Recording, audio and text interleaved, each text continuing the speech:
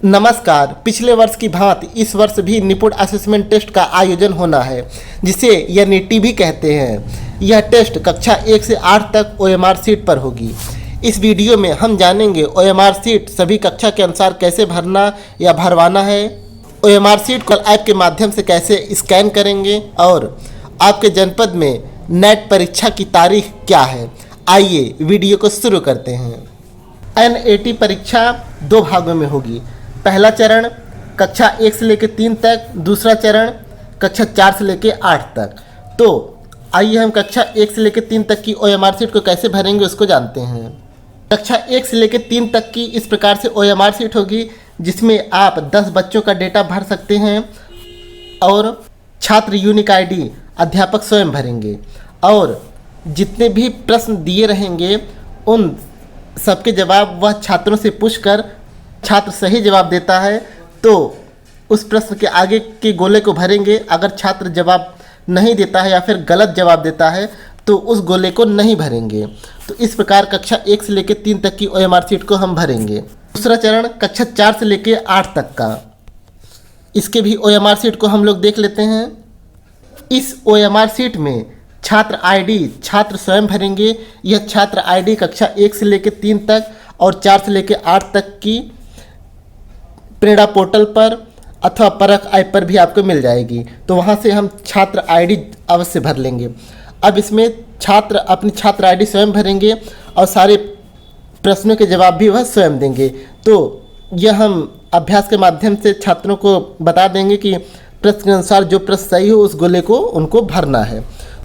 जब परीक्षा समाप्त हो जाएगी तो हमको परख ऐप के माध्यम से सारे ओएमआर सीट को स्कैन करने हैं। तो स्कैन करने के लिए पिछले साल हम लोगों ने सरल ऐप का प्रयोग किया था, लेकिन इस बार हम लोग परख ऐप का प्रयोग करेंगे।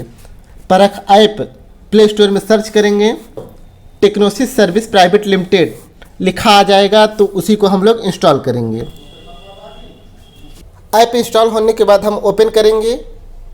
ओपन करने के बाद हम लॉगिन करेंगे और लॉगिन और पासवर्ड हमारा एमडीएम में पंजीकृत मोबाइल नंबर होगा। आइए हम उससे लॉगिन कर लेते हैं। इस प्रकार ऐप हमारा लॉगिन हो गया है। लॉगिन होने के बाद यह हमसे कुछ परमिशंस को मांगेगा, जैसे कि हम पिक्चर्स और वीडियो को रिकॉर्ड कर सकते हैं तो इसको हमको अलाउ करना होगा और लोकेशन को भी हमको अलाउ करना होगा। अगर हम किसी भी परमिशंस को अलाउ नहीं करेंगे तो यह ऐप हमारा काम नहीं करेगा। अब इसमें देखेंगे यह ऐप 3 भागों में बटा हुआ है। कक्षा 1 से लेकर 3 तक, कक्षा 4 से लेकर 5 तक, कक्षा 6 से लेकर 8 तक। अब इसमें इंस्ट्रक्शन नाम का टैब है, तो हम इंस्ट्रक्शन पर क्लिक करके स्कैनिंग की जो भी प्रक्रिया है उसको हम लोग देख सकते हैं। मान लीजिए आज कक्षा 1 से लेकर 3 तक की परीक्षा हुई है तो हम उस पर टैप करेंगे और यहाँ से क्लास को सिलेक्ट करेंगे। मान लीजिए हमने कक्षा 3 को चुना है। अब यहाँ पर नेक्स्ट को क्लिक करेंगे। अब यहाँ पर अपने समस्त छात्रों को यहाँ पर देख लेंगे कि उसमें छात्र हैं, सारे छात्र हैं कि नहीं। इन छात्रों के मिलान हम लोग प्रेरणा ऐप के माध्यम से भी कर लेंगे। जिन छात्रों का विवरण नहीं होगा तो हम समीक्षा केंद्र से संपर्क करके भी